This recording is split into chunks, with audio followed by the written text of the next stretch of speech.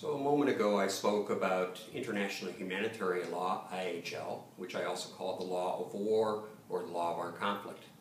That deals with war crimes typically between countries, sometimes within a country.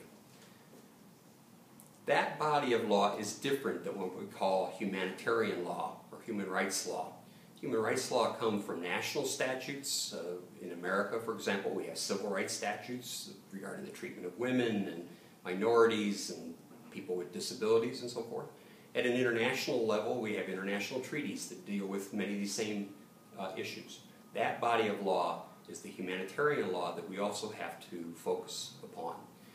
The rights of people that are different, the rights of people in the minority, the rights of people with physical disabilities, with mental disabilities, the rights of people of different colors and religions.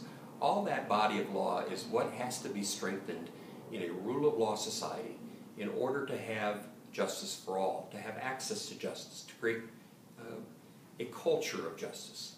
And increasingly we're seeing treaty obligations between countries that are supporting this body of law. We're seeing countries adopt their own national laws around the world, everything from laws of people living with HIV or people with disabilities. Those laws we're seeing around the world becoming more strengthened so that people feel more vested in their own society, that people feel that they're getting a fair shake, that people feel that there is a way to go, that they're respected.